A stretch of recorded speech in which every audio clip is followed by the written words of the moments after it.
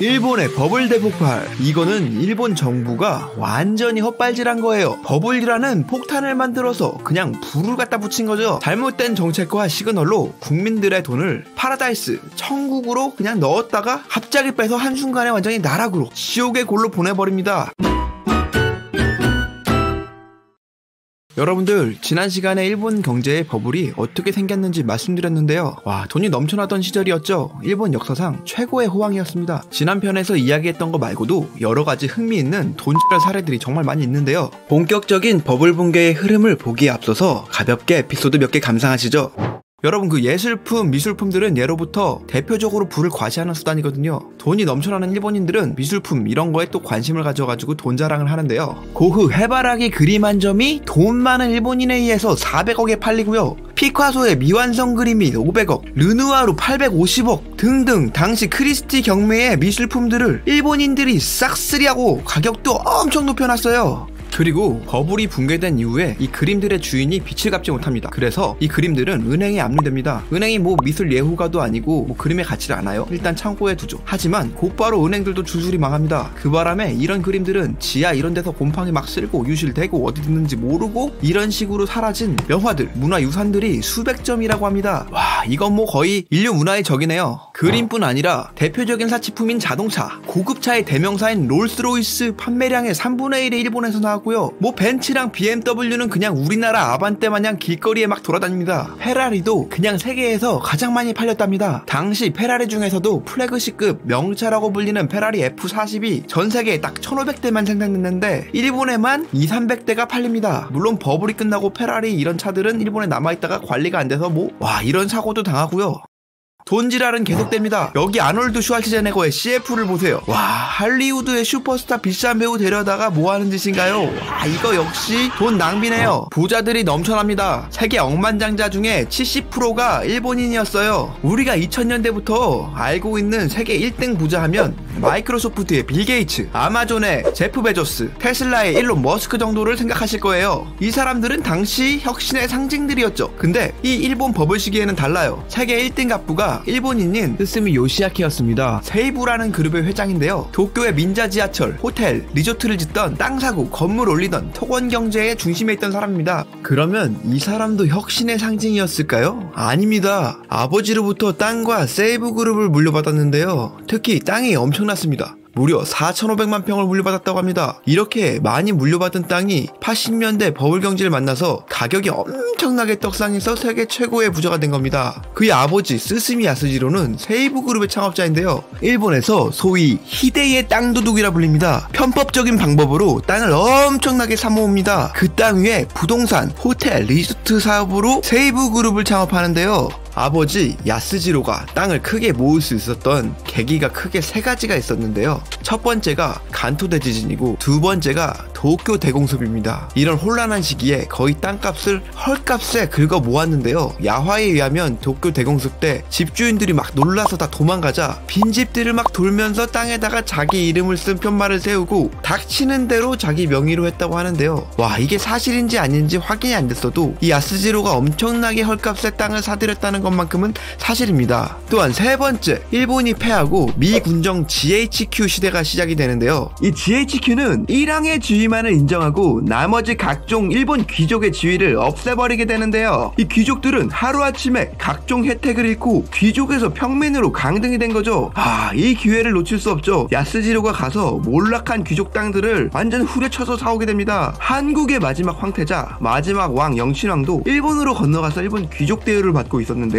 일본 아카사카에 집을 짓고 살았는데 미 군정 때 몰락하면서 이 집이 야스지로한테 헐값에 팔리게 됩니다. 야스지로의 아들 스스미 요시아키는 여기에 나중에 아카사카 프린스 호텔을 짓는데요. 여러분들, 여기 사진을 보세요. 고종 황제 가족 사진인데 저 뒤에 보이는 병이 프랑스로부터 고종이 선물 받았다는 클로디옹이라는 병입니다. 이게 영신왕한테 갔다가 야스지로한테 집채로 넘어가는 바람에 지금 여기 사진을 보시면 프린스 호텔, 레스토랑에 있다고 하네요. 이런 식으로 정도로 땅을 거의 강탈하다시피 뺏고 모은 야스지로는 일본 히데이의 땅도둑이라고 불린다고 하네요. 물론 돈도 많았지만 야스지로는 의원도 하원 13선에 하원의장까지 했던 권력도 있는 인물이니까 헐값에 땅을 빼앗긴 사람들은 제대로 저항할 생각조차 하지 못했겠죠. 이렇게 아버지 야스지로의 막대한 유산을 상속받은 아들 스스미 요시아키는 세계 최고 1등 부자는 됐지만 아쉽게도 권력은 못 받았는지 결국 몰락하고 깜빵에 가고 마는데요.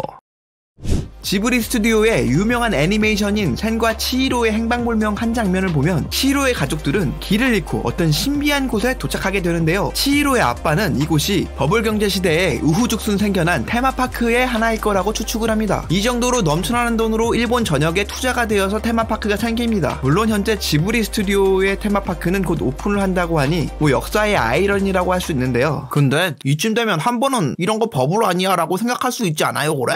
그렇죠. 지금 우리가 보기엔 그런데 그 당시에는 누구도 그런 생각을 안 했어요. 그냥 우리가 열심히 일해서 이뤄낸 역사 이래의 유례없는 호황이라고 생각을 한 거죠. 이제 우리 일본이 세계 최고다 데스. 이제 날아가는 일만 남았다 데스. 하지만 한편에서는 서민들의 불만이 생겨났어요. 대다수의 서민들이 비싸진 땅값 때문에 집을 가지지 못했어요. 여러분들 짱구는 못 말려보셨죠? 여기 나오는 짱구 아빠의 집이 도쿄 시내가 아니라 카스카베시입니다. 지도에서 보시면요, 여기 도쿄의 북쪽, 이쪽 방향이에요. 버블 시기에 마련한 짱구 아빠의 집이 짱구 아빠의 직장인 일본 황궁 앞 카스미카스키까지 무려 50km예요. 지금은 지하철 찍으면 기차만 1시간 17분이 나오는데 연재 초반 버블 경제 당시에는 지금처럼 빠른 열차가 없었거든요. 그래서 2시간 반이 걸렸습니다. 왕복 5시간이에요. 지하철에 서서 5시간 출퇴근을 하니까 짱구 아빠가 발냄새가 날 수밖에 없어요. 5시간 오바라고요? 당시 자가가 있는 일본인들의 평균 출퇴근 시간이 이 정도예요. 이 정도의 집이어도 30년을 갚아서 사야 되는 집입니다. 일본에는 1억 총중류라는 말이 있는데요. 짱구 아빠와 같이 셀러리맨으로 살고 가정을 꾸려가는 사람들이 스스로한테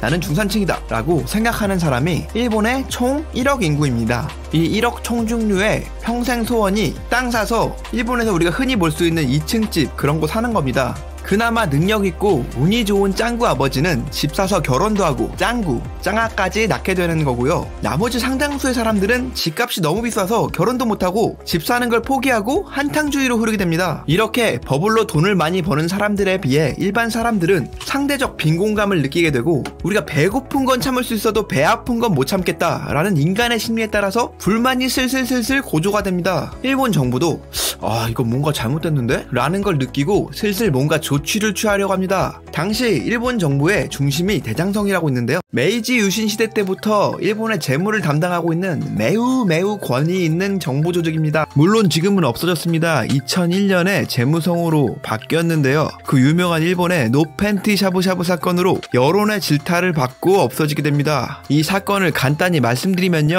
어떤 가게가 있습니다. 식당과 유흥업소를 동시에 하는 어처구니 없는 방식의 엄청나게 비싼 가게였는데요. 식당으로 허가를 받았기 때문에 공무원들, 특히 대장성 공무원들의 주요 접대 코스였습니다. 이게 들켜서 여론의 질타를 받게 됩니다. 이런 멍청한 사건들이 발단이 되어 결국 대장성은 2001년에 사라지게 되는데요. 이 기관에서 몇 가지 조치를 취하게 되는데요. 이 조치가 그냥 완전히 헛발질입니다. 한 번도 아니고 삽질을 허공에 그냥 여러 번 하게 되는 건데요. 이 대장성에서 먼저 은행들을 불러서 이야기를 합니다. 야, 너희들 은행들 기업들한테 돈 빌려줘서 기업들이 연구하고 제품 개발하게 하랬더니 돈놀이를 하게 해? 이거 아무리 봐도 거품이 낀 것 같아. 야, 일단 이자부터 올려봐. 시중은행이 이자를 슬슬 올리자 시장이 좀 버티나 싶더니만 1990년 새해가 딱 시작이 되자마자 주가가 우르르 무너집니다. 여러분, 주식은요, 부동산보다 이런 경기나 정책의 상황이 선반영됩니다. 실시간으로 심리가 많이 반영되고 사고 팔기 쉽기 때문에 쉽게 오르락 내리락하고 우르르 던지면 금방 우수수수수 무너집니다. 니케이 지수는 무너졌지만 부동산은 큰 변화가 없었습니다. 주택시장의 특성은 큰 배와 같아서요, 한번 방향이 정해지면 쉽게 주식만큼 안 바뀝니다. 게다가 부동산은 안 망한다는 부동산 불패의 신화가 있는 일본에서는 아직까지 심리적으로 버틸만한 수준인 거죠. 이에 대장성에서는 와, 아그들 이거 봐라, 집값 안 떨어지네? 내가 본때를 한번 보여줄게. 봐봐. 대장성은 기존의 기준금리를 상승시키는 것 외에도 다양한 정책을 적용하는데요. 일단 소비세 3%를 도입합니다. 우리나라의 부가가치세와 비슷한 건데요. 물건을 사면 그 물건 안에 세금이 녹아있는 거고요. 또 LTV를 120%에서 70%로 하향합니다. 담보대출 비율이라고 지난 편에서 말씀드린 것 같은데요. 120%면 집 가격의 120%를 빌려주는 거기 때문에 집을 사면 돈이 남는다고 말씀드렸습니다. 근데 이거를 최대 70%로 하향 조정한 것입니다. 거기다가 대출 총량제를 도입합니다. 은행이 다른 곳에서 빌려준 대출에서 부동산 비중을 줄이는 제도인데요. 쉽게 말해서 더 이상 땅과 집으로는 돈을 안 빌려주겠다는 겁니다. 이제 돈을 빌려준 은행과 금융기관 그리고 돈을 빌린 사람들은 혼란에 빠졌죠. 이자 부담에 더 이상 부동산으로 돈을 못 벌게 했으니까요. 이렇게 정부에서 부동산에 원투펀치를 마구 날려대니 와 이건 뭐 부동산은 완전히 정신이 나가서 그러기 상태였는데요. 근데 여기다가 마지막 회심의 카운터펀치가 훅 하고 내리꽂힙니다. BIS 비율이라고 국제결제은행에서 정하는 자기자본 비율을 적용하라는 거였어요. 이게 뭔 말이냐? 부동산 같은 위험자산에 빌려준 돈에 비해서 은행 자체의 자본이 얼마를 차지하는지의 비율인데요. 만약에 은행에서 100억 원을 부동산에 빌려주고 이 은행의 자기 자산이 10억이라면 이게 BIS 비율 10%입니다. 이 말은 100억 원 중에 10%를 못 받고 떼어도 자기 자본으로 버틸 수 있다는 거죠. 그래서 이 비율을 기존의 일본 시정은행들은 6%를 하고 있었는데 국제 기준을 맞추려면 8%가 돼야 하는 거예요. 근데 은행에서 봤을 때 이거 비율을 맞추려니까 자기 자본을 올리거나 빌려준 돈을 갚게 해서 내리는 방법밖에 없는데 자기 자본은 어디서 더 들어올 데가 없고 어떻게든 이 비율을 맞추기 위해서는 대출을 줄이는 방법밖에 없습니다. 그래서 채무자들한테 전화해서 돈 갚으라고 말합니다. 안녕하세요 고객님, 여기 무슨 은행인데요. 대출 기간이 만료되셔서 돈을 갚으셔야 됩니다. 나 돈 없고 땅만 있는데 땅으로 갚으면 안 되나요? 네 고객님, 땅으로 갚으신다는 고객님이 너무 많으셔서 땅은 더 이상 받지 않습니다. 아 뭐 땅이라도 가져가시든가. 돈 없어요. 안 그래도 안 팔리는데. 이거는 부동산 팔고 주식 팔고 해도 빌린 돈을 갚을 수가 없는 거예요. 뭐 제가 그게 팔려야 되만 말이죠. 한 명만 그런 게 아니라 수많은 사람들이 서로 팔려고 집을 내놓은 상황이라 살려는 사람은 한 사람도 없는데 너도 나도 팔려고 하니 집 가격이 엄청나게 떡락을 하게 되는데요. 버블이 붕괴 아니 대폭발하게 되는 거죠. 원래 버블은 살살 달래주며 연착륙을 시켜야 하는데요. 한 방에 무너지니 이게 후폭풍이 엄청납니다. 근데 아직 늦진 않았어요. 이제라도 대장성에서 좀 조치를 취해줘야 해요. 하지만 이 오만한 대장성 관료들은요, 뉘에 어쩌라고. 그니까 내가 팔라고 했을 때 진작에 팔았으면 했잖아. 어휴 망해도 싸네. 뉘에.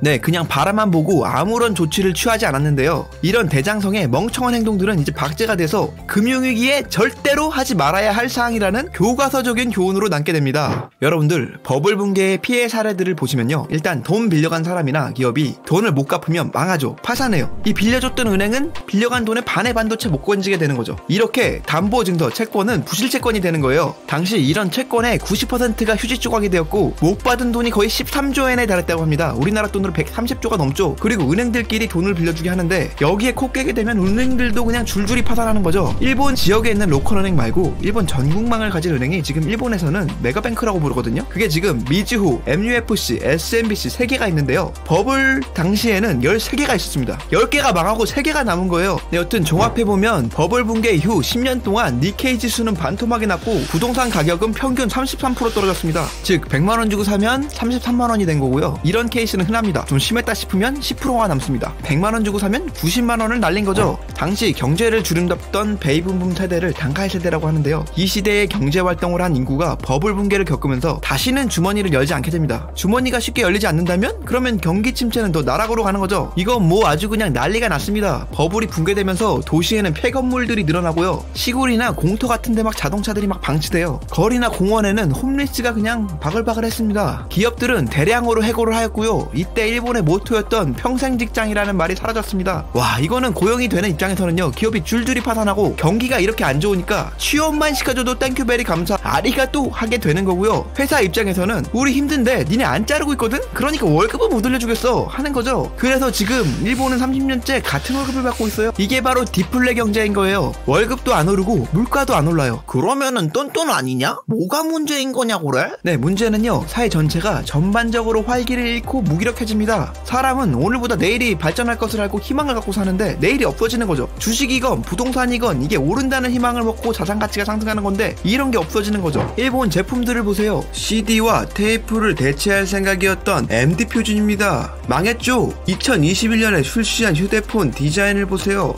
이건 좀 그렇죠? 종이에 도장을 찍어서 서류를 결제하는 문화와 일본 최신 로봇 기술이 합쳐진 도장 찍는 로봇입니다. 2022년 최신형 팩스예요. 일본은 비즈니스상 서류를 보낼 때 이메일을 안 쓰고 아직도 팩스로 보냅니다. 일본은 흔히 갈라파고스라고 하는데요. 이게 플라자합이랑 버블 붕괴로 세계적인 기업들이 많이 도산하고 힘을 잃었거든요. 국제적 경쟁력을 잃은 거예요. 그래서 내수에만 집중하다가 보니 세계하고는 동떨어진 이상한 스펙들의 제품이 많이 나왔습니다. 빈부격차도 엄청나게 심해졌는데요. 이런 버블의 붕괴, 불황은 가진 사람들도 잃지만 없는 사람에게는 더 가혹했습니다. 지금도 도쿄나 오사카 등 대도시 지역은 버블 경제의 가격을 갱신했지만 어디 지방의 소도시는 초저가를 넘어서 아니 제발 돈을 얹어줄 테니까 제발 좀 가져가라는 사례까지 등장하고 있습니다. 그리고 활력의 문제가 있죠. 젊은 세대들도 활력을 잃습니다. 또한 이 세대에 태어나서 버블기 때 어린 시절의 가치관이 형성된 세대들은요, 경제로 인해서 가정 해체되고 엄청나게 혼란을 겪은 세대인데요. 취업할 때도 경기가 안 좋아서 취업에서 소외된 세대, 일명 빙하기 세대라고 하는데요. 이 빙하기 세대가 찬밥 신세가 되면서 히키꼬모리가 되어서 집에 틀어박히거나 한탕을 누려서 빠찡코에 중독되거나 현실을 잊기 위해서 아이돌이나 기타 다른 것에 빠져서 사는 오타쿠가 됐습니다. 이 시기에 오타쿠의 성지인 아키하바라가 엄청나게 성장했다고 하네요.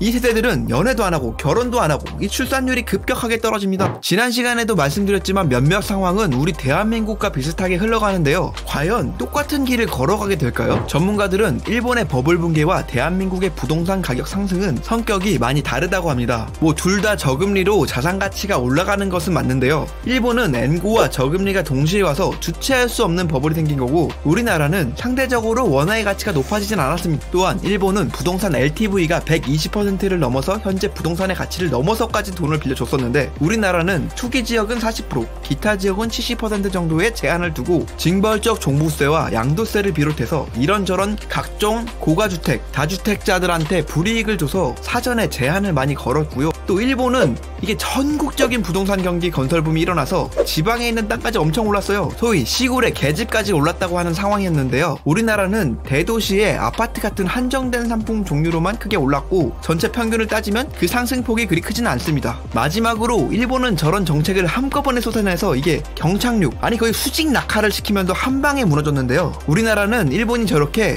엿대는 걸 봤기 때문에 교육을 얻은 거죠. 결코 똑같은 길로 똑같이 가지는 않을 겁니다. 일본은 이렇게 힘든 일을 겪고 다시 일어섰을까요? 아닙니다. 원투펀치를 더 맞게 되는데요. 여기서 고베대지진, 동아시아 경제위기 사태, 우리나라의 IMF죠? IT 버블 붕괴, 2008 서브프라임 모기지론, 2011년에 지진과 해일, 그로 인한 후쿠시마 원전 폭발, 이게 아베노믹스를 어떻게든 올리고 올림픽으로 부흥시키려고 하지만 코로나로 올림픽이 연기되고 아베 총리 암살까지 그냥 연타석 몰매를 두드려 맞게 되는데요. 더욱이 맞아서 아픈데 마음까지 아파서 내상을 입습니다. 이 시절쯤에서 중국이 2000년 WTO에 가입하고 엄청난 경제 성장을 이루고 한국도 중국과 함께 IMF를 극복하고 경제 성장에 나서는데요. 이거를 일본은 손가락 빨고 바라만 보고 있었으니까 배가 아플 만도 하죠. 이때를 잃어버린 30년이라고 하는데요. 원래부터 일본을 부자국가, 가난한 국민이라고 했는데요. 이 잃어버린 30년 동안 국민은 더 가난해집니다. 백엔의 도시락 막 이런 게 대인기하고요. 정말 눈물 없이는 볼 수 없는 일본의 몰락을 다음 편에 말씀드리겠습니다. 꼭 시청해 주시길 바랍니다. 오늘은 저희가 일본 버블 경제의 붕괴에 대해서 알아봤습니다. 버블 붕괴의 원인과 그에 따른 에피소드 몇 가지를 다뤄봤는데요. 다음 시간에는 버블 붕괴 이후로 지금까지 이어지는 일본의 잃어버린 30년에 대해서 알아보겠습니다. 영상이 마음에 드셨다면 좋아요와 구독을 부탁드립니다.